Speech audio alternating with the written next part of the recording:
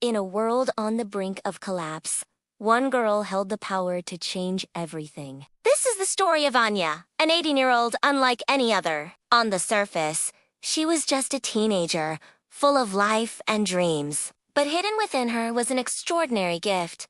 A power so profound she could manifest anything she desired just by thinking it. Her days were a tapestry of small wonders, creating delicate flowers from thin air, painting the sky with colors only she could imagine. It was a secret she guarded closely, a beautiful, powerful secret. But one quiet evening, her world was shattered by a vision. Not of flowers or sunsets, but of fire and ruin. She saw cities crumbling, oceans rising, and humanity screaming in despair. It was a premonition of an impending global disaster, a cataclysm that would spare no one. The vision was terrifyingly real, a chilling glimpse into a future that was fast approaching. And in that moment, Anya knew her life of small wonders was over. Her gift was no longer just for her. It was for everyone. She had to act. The weight of the world now on her young shoulders, Anya began her preparations. Her gift, once a source of playful creativity, became a tool for survival.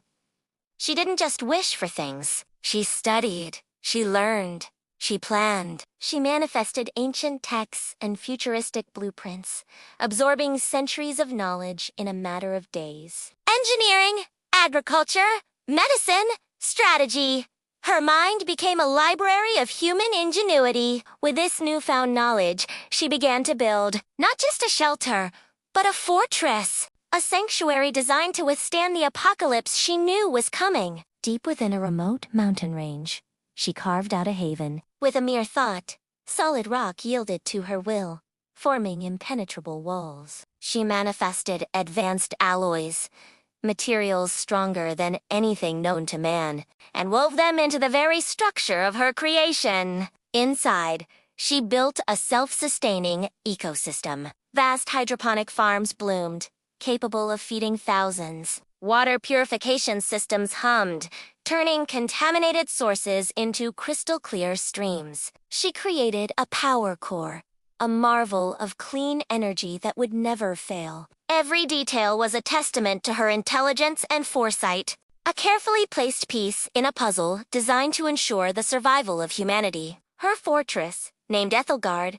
stood as a silent, powerful promise against the encroaching darkness. Then, the day she had foreseen arrived. The sky turned a sickening shade of orange, and the ground began to tremble. Volcanoes erupted in chains, spewing ash that blotted out the sun. Tsunamis, like liquid mountains, devoured coastlines, washing away centuries of civilization in a single, roaring wave. The world plunged into chaos. Panic and fear became the new global languages. But within the heart of the mountains, Ethelgard stood unwavering. Anya watched the destruction unfold on her monitors, her heart aching for the world she once knew. Her fortress was safe, a perfect ark in a drowning world. But safety wasn't enough. She couldn't stand by while others suffered. Driven by a compassion as strong as her power, Anya knew her work had only just begun. The fortress was the shield, but now she had to be the sword. She prepared to venture out, to face the broken world and the desperate survivors struggling within it. The true test of her power was not in creation, but in salvation. Stepping out from the safety of Ethelgard was like stepping onto another planet.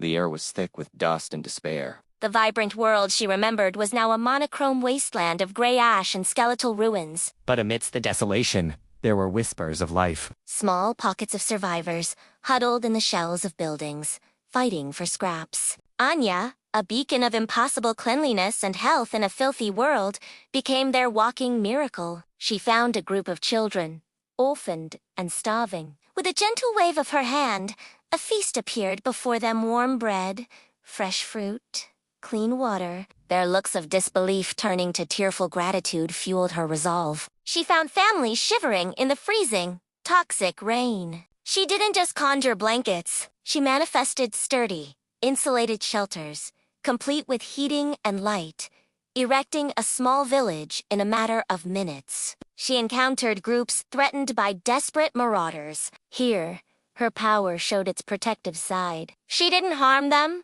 but she disarmed them effortlessly, creating impenetrable barriers of pure energy, giving the aggressors a chance to reconsider their path in this new world. Word of her deeds began to spread, whispered from one group of survivors to the next. They called her the Lightbringer, the star in the dust, a legend born from the ashes. As Anya traveled, she didn't just save people.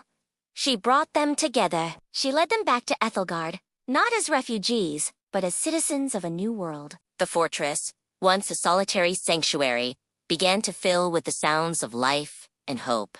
People from all walks of life, doctors, engineers, farmers, artists, found a new purpose under her protection. She was a natural leader, not through command, but through compassion and wisdom. She listened to their stories, valued their skills, and empowered them to rebuild. She organized them, creating a functioning society within the mountain's embrace.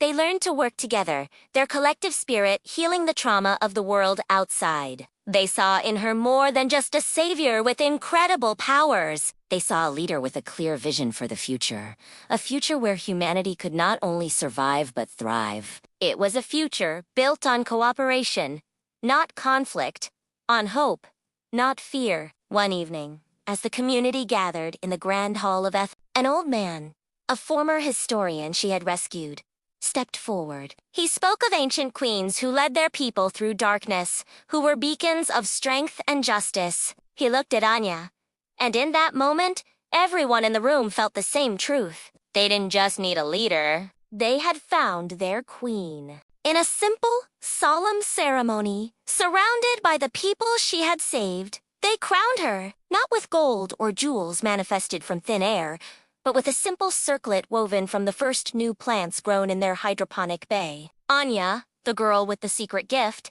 accepted the title. She was no longer just Anya. She was the queen of the apocalypse, the heart of their new beginning, a symbol of unwavering hope in a shattered world. Her reign had just begun. Thanks for watching, and don't forget to like and subscribe for more stories from the edge of imagination.